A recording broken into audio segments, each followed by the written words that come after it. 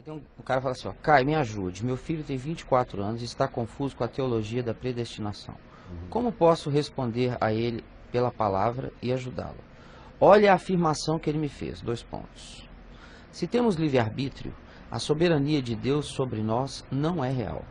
E se a soberania é real, não temos livre-arbítrio? Mas e Jonas? Esaú foi rejeitado por Deus e teve escolha? Jeremias foi separado do ventre de sua mãe antes de nascer. Teve escolha? É que o Fecha aí. pessoal confunde demais as coisas. Tá uma confusão isso aqui? Não, porque essa é uma historinha com argumentozinhos tão antigos quanto a antiguidade, entendeu? Certo. Só são novos para quem chegou ontem. Mas são muito velhos, de tanto que tão velhos que eu já me canso só de responder a eles, né? Lá no meu site podiam escrever a palavra predestinação e ler algumas coisas a respeito. Eu não vou nem tentar ser complexo, senão eu ia precisar de muito tempo e a viagem ia ser grande.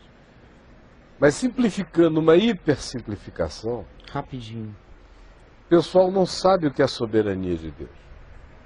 E aí confundem soberania de Deus com as doutrinas denominacionais, sejam elas calvinistas, ou reformadas, ou de qualquer linha, doutrinas da predestinação, nas quais eu não creio. Eu creio que Deus é soberano, mas eu não creio nas doutrinas da predestinação. Porque as doutrinas da predestinação já são construções humanas infinitamente limitadas, filosoficamente burras, para nem falar em outras categorias, até do ponto de vista da filosofia, elas são burras, produzidas num tempo onde a consciência humana, essas doutrinas, foram não só geradas numa montagem de textos para dizerem todos supostamente de modo coerente a mesma coisa, mas elas caem todas num fatalismo de soberania divina e num tempo em que a humanidade só pensava com categorias lineares a história. Então Deus é o Deus da presciência ou da predestinação, porque supostamente, por ser Deus, ele saberia antes de que as coisas acontecessem o que aconteceria. E as teria determinado que assim acontecessem. Aí ele vira o marionetador disso, que é o tal do argumento lá do Gondim. Ele ainda é filho da doutrina da predestinação, lutando contra ela. Por isso lá no site eu disse muitas vezes, o cara que não tiver nem a capacidade de entender o conceito de tempo e espaço, conforme hoje, ele está mais do que claro do ponto de vista da física e da física quântica para nós, não pode nem começar a conversar no assunto, vai teologizar bobagem. Antes de pretender ser teólogo, o cara tinha que fazer um mergulho profundo nas dimensões da consciência do tempo, espaço, da temporalidade, da multidimensionalidade, que recai jogando muito mais luz sobre a realidade da autodefinição de Deus do que qualquer doutrina tenha feito a respeito. Porque quando Moisés perguntou quem eu direi que está me enviando ao Egito, o Senhor disse, dize que eu sou te enviou. É aquele que é. Então passado, presente e futuro são categorias lineares da minha percepção humana linear, de um ser para quem houve ontem, está havendo hoje, possivelmente haja amanhã. Eu sou preso ao esmagamento do tempo e espaço. Para Deus não existe isso. Deus não. Passado, presente e futuro são coisas que eu chamo de simultâneas, embora a palavra simultânea seja ainda de um pauperismo total para definir o acontecimento em Deus. Gênesis e Apocalipse acontecem em Deus simultaneamente. Seria certo dizer, por exemplo, se a nossa percepção é linear, só para traçar um paralelo, a de Deus seria circular, num certo sentido? Eu sei que é muito reducionista isso. Até o circular gera um sistema fechado. Sim, é por causa disso, mas seria algo, uma comparação. Deus não há circunferência nem linha, Então, o Deus soberano é soberano não por causa das doutrinas de soberania, que são todas doutrinas fatalistas, marionetadoras, gregas, como a luta contra ela tem sido também uma luta grega ainda. Por isso que eu estou dizendo desde o início, isso é coisa de menino. Ao invés de estudarem teologia, vão estudar física quântica, pelo amor de Deus. Vão estudar noções de tempo e espaço, para terem visões mínimas do significado disso. Como Jesus disse sobre aos saduceus, acerca daquela mulher que tinha tido 7 maridos, de quem a desposaria na ressurreição. Ele disse, olha, não se casam, não se dão em casamento, mas não é aí que eu quero ficar. Ele disse, eu não lestes, eu sou o Deus de Abraão, o Deus de Isaac, o Deus de Jacó. Ele não é Deus de mortos e sim de vivos, por quê? Porque para ele todos vivem. E ao afirmar isso, ele estava dizendo que mortos do passado, vivos do presente, os que viverão no futuro, estão todos existindo nele. O modo como Deus vê o mundo, ele diz lá em Isaías, eu não vejo como vocês veem. Mas a gente não acredita. A gente quer que Deus caiba no nosso olhar, que é um olhar de topeira, meu irmão. Então, predestinação é uma linguagem de um pauperismo desgraçado, usado por Paulo para designar o indesignável e apanhado por alguns teólogos de estrutura da escola aristotélica grega, que quiseram dar lógica e sistematicidade a Deus, transformando Deus num ídolo de pensamento filosófico, e aí criaram a ideia de uma predestinação como um karma de determinação de Deus. A liberdade humana é total, até onde a liberdade humana seja possível.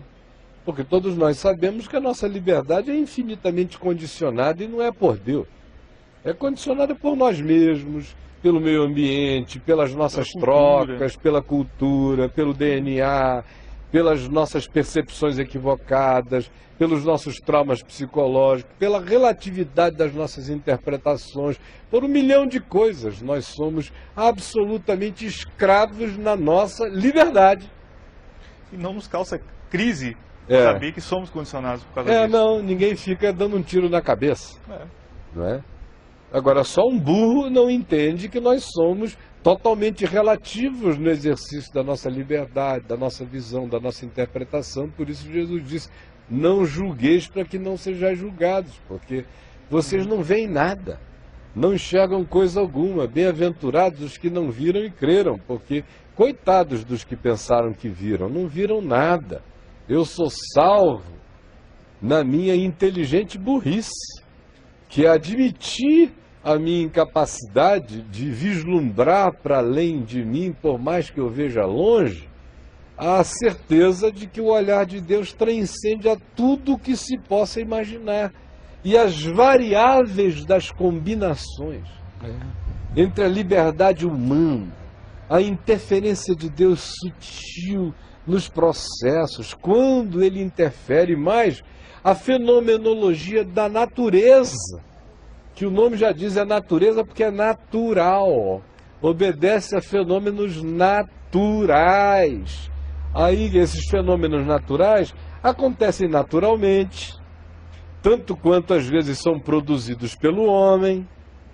A gente nem enxerga a relação multidimensional entre o pensamento e a emanação do pensamento humano e das ações humanas e o afetamento do mundo natural, porque tudo isso acontece em sinergia, em sincronia, que só agora a ciência está começando a engatinhar para discernir a percepção das sincronias, das animalidades, das multidimensionalidades, do cosmos como um todo. E nós ainda vamos chegar a um tempo assustador no qual a gente descobrirá o potencial enorme do pensamento humano, de como o acumulado do pensamento humano vai acabando gerando o próprio mundo que a gente tem. Agora, o Deus soberano é aquele que diz, olha, não anda por aí porque você vai se estrepar. Não entre aí porque aí é morte. Quem andar por esse caminho vai morrer. Uma humanidade que se una para produzir esse tipo de artefato, esse tipo de pensamento, esse tipo de sociedade, vai construir sua própria cova. Aí outra vez os idiotados da linearidade do tempo ficam pensando com a questão moral. E um dia a gente vai saber que as questões eram fenomenológicas, que é impossível a humanidade existir com essa produção de desamor sem que isso afete a criação como um todo. Aí outra vez o cara pensa, já é Deus dando peteleco de lá, peteleco de cá, não sei o que e tal, controlando. É uma burrice que cansa. No dia que entenderem a sincronicidade, no dia que entenderem o multifacetamento de todas as conexões de existência, no dia que a gente começar a ter um vislumbre do fato de que, como a própria física quântica diz, a observação que um observador faz de uma partícula subatômica a muda de posição na hora. A muda de posição na hora. O que declara o quê? Que o olhar humano tem um poder, para o bem e para o mal, de transformação a partir de partículas subatômicas que a gente há pouco tempo atrás não divisava. Isso é o que senão o exercício da liberdade humana? Isso é o que senão a carga do olhar humano também? Olha, eu estou aqui arranhando a superfície do negócio. De modo que... Arranhando, meu amigo. Se eu começasse a falar nisso, eu ia ficar falando quase sozinho. A maioria ia dizer, esse cara está viajando, está doido. Agora imagina o meu sofrimento quando fico lendo esses artigos que dá vontade de fazer deles papel higiênico. Porque a pobreza é tão linear, é uma coisa tão estúpida, tão idiota, até do ponto de vista do pensar científico, filosófico. Não digo nem teológico, porque eu não incluo teológico nessa categoria, porque eu não creio no pensar teológico. Teológico seria querer encontrar uma lógica para Theos, para Deus, ele transcende a lógica. Isso tudo é psicológico, antropológico, filosófico, teológico jamais será. Teológico é o Cristo encarnado, é Emmanuel. Deus conosco, é aquele que diz, quem me vê a mim, vê o Pai. Essa é a teologia inteira. E ele não deu explicação acerca disso. Disse, bem-aventurados os que crerem. Esses receberam revelação do meu Pai que está nos céus. E quem não conseguir discernir isso, não será por nenhuma via que o alcançará. Paulo disse que pela via grega seria loucura, pela via judaica seria escândalo, por qualquer outra via idiotice. Então, respondendo a esse pai, filho dele está lá na idade da pedra, como você chamou? Ele é o dono da pedra. É o dono da pedra, está lá na idade da pedra, lendo esses livros de pedra, de pensadores de pedra. E quando o Novo Testamento bota as duas questões sem querer apresentar uma síntese. É isso que eu ia falar, porque não existe. Isso não é uma questão como questão para ser discutida no Novo Testamento. São fatos. Exato. Deus é soberano. Exato. E o homem é livre na relatividade da sua liberdade. E na escravidão da sua presunção de liberdade, escravizada pela presunção de não ser escravo, que o faz mais escravo ainda quando pensa que pensa livremente. Eita! Boa. Agora, quando você entende que a soberania de Deus não tem nada a ver com as doutrinas, sejam elas gregas ou sejam elas de ocidentalidade norte-americana, ou de produção judaica, ou essa tentativazinha pós-moderna da teologia relacional e do processo, que é um outro besterol de jardim de infância que não sobrevive nem à análise do que significa tempo, espaço, física, não sobrevive nem à análise do que significa a multipluralidade dos universos e a interconexão de dimensões e de fatores que transcendem a qualquer que seja a nossa compreensão fenomenológica. Vai chegar aquele dia, meu amigo, em que a gente vai cair de cara no chão com uma vergonha enorme de termos ousado falar tanta besteira acerca de Deus, acerca da vida. O cara não entende nem o caminho da tilápia. Mas é mesmo. Não entende nada do que está acontecendo ali na beirada do oceano. não sabe nem o que está acontecendo no fígado dele, no corpo dele. Vai a um médicozinho que fica lá ouvindo, auscultando, acho que você está roncando um pouco aqui. Não sabe de nada. Vai se meter em quê? Agora, eu diria a esse pai que dissesse a esse filho, olha, esse é um negócio que a Bíblia afirma não como doutrina, afirma como um fato. Deus é livre. Tanto quanto afirma como um fato que o homem é livre na relatividade das nossas compreensões. Nós não somos cônscios absolutamente de nós mesmos para que a nossa liberdade fosse absoluta. E nem somos infinitos, somos filhos da finitude, então tudo que nos diga a respeito é relativo e é finito. Agora, ambas as coisas estão afirmadas não como uma doutrina. O problema é a doutrinação. Quando você arranca a doutrinação, que foi o que Jesus fez, Jesus não doutrinou nada sobre a soberania de Deus. Jesus simplesmente afirmou fatos. Ele disse, olha, escolhei, esforçai-vos, entrai, buscai, pedi, batei. Mandou o homem fazer o seu lado, finito e limitado. De outro lado, ele disse, não depende de quem quer. Meu Pai é que revela. Exatamente. Tudo isso, esses fatos são afirmados. Agora, quem tem Jesus como eixo, de chave hermenêutica, tem em Jesus a síntese de todas as coisas.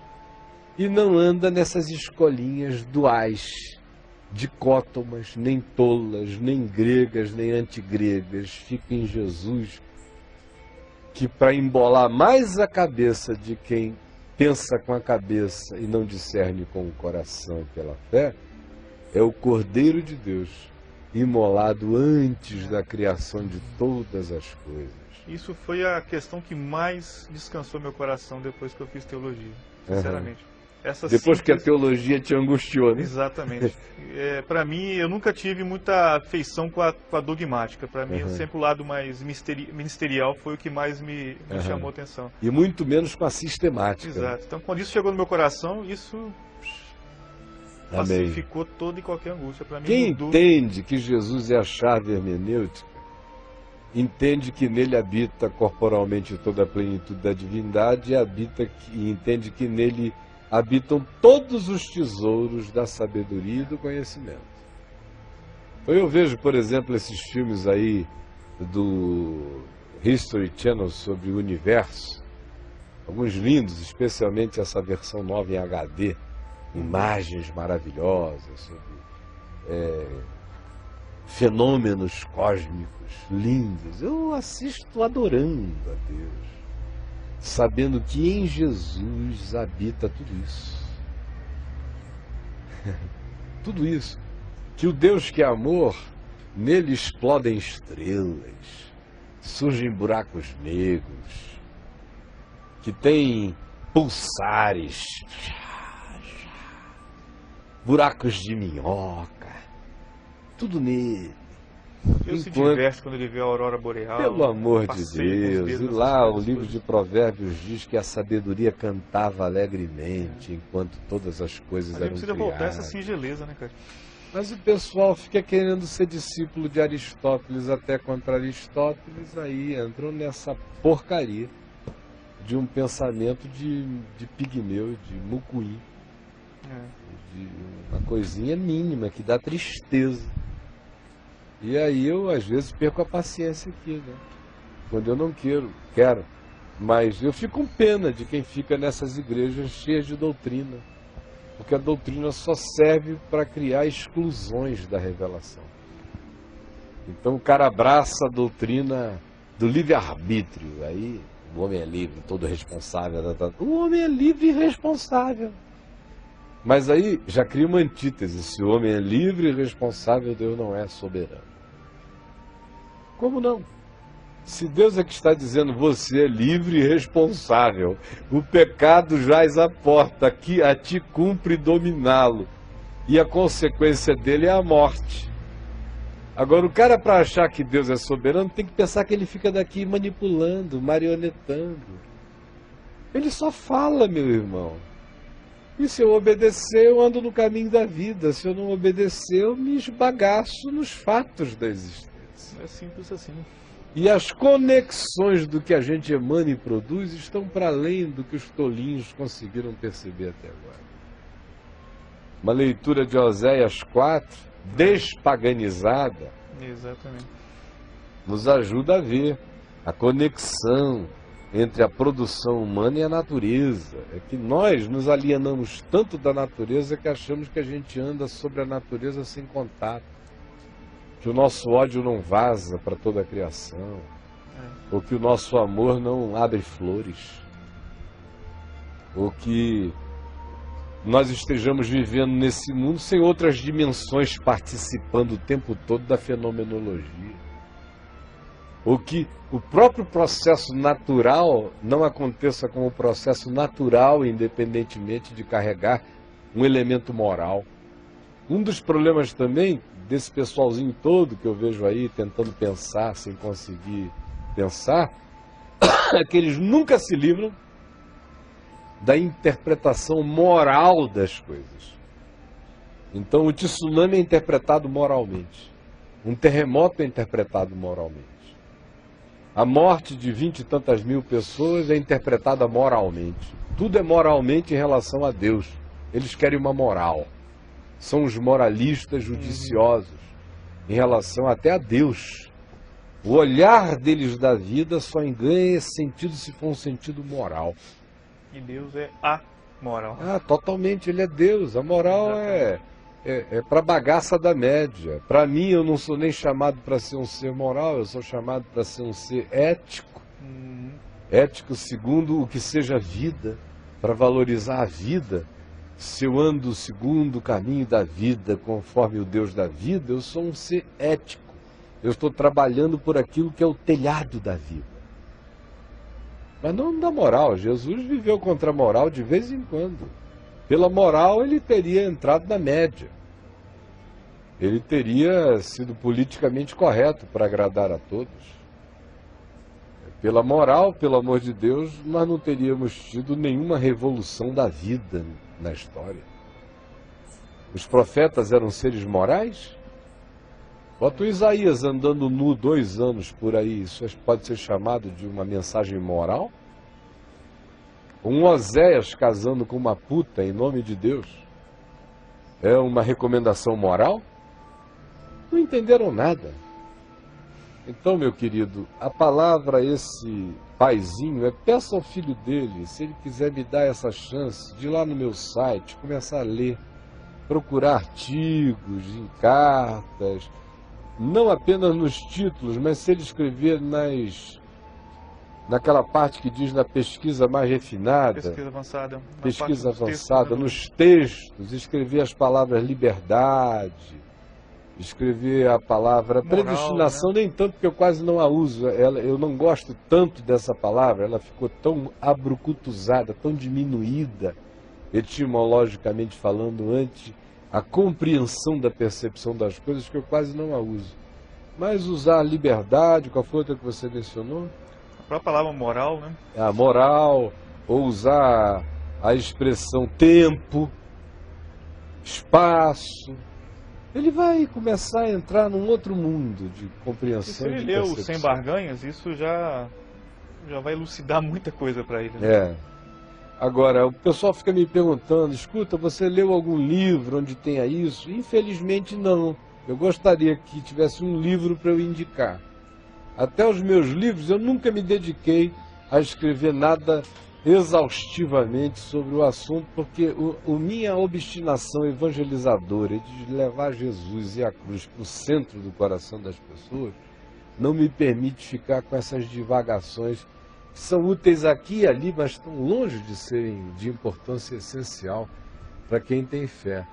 Mas o que eu anuncio é a síntese da minha existência inteira de percepção, não lendo teologia, nem muito menos as doutrinas da igreja que eu li na infância da fé e fui me cansando delas de saída, nem as dogmáticas, nem as sistemáticas, nem nada disso, mas lendo o conjunto de coisas e a minha observação.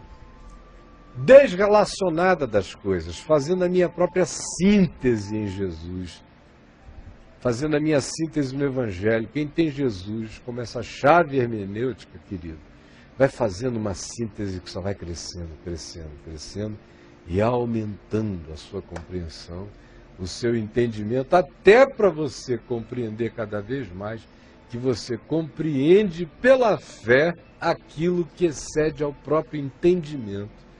E a codificação de expressão que lhe acomete é como um mistério, como uma revelação. A ponto de Paulo dizer: o que olhos não viram, ouvidos não ouviram, que nunca subiu ao coração de homem algum pela filosofia, pela teologia, por qualquer ciência, isso Deus tem preparado para aqueles que o amam. E Deus já nos revelou pelo Espírito. Mas é uma revelação que transcende os códigos expressáveis pela boca, pelo olhar, por tudo isso. E essa arranhada que eu dei aqui é um verniz de algo que dentro de mim tem um carnegão desse tamanho. Que eu consigo expressar com os códigos humanos até um determinado limite. Chega num determinado limite que eu tiro as sandálias dos pés e digo: Senhor, obrigado por ter entendido pela fé aquilo que transcende o entendimento expressável. Mas tu já me revelaste no Espírito, no mergulho que tu me permitiste fazer nas entranhas de Deus, que é Cristo. E aí cessam as conversas e os papos furados.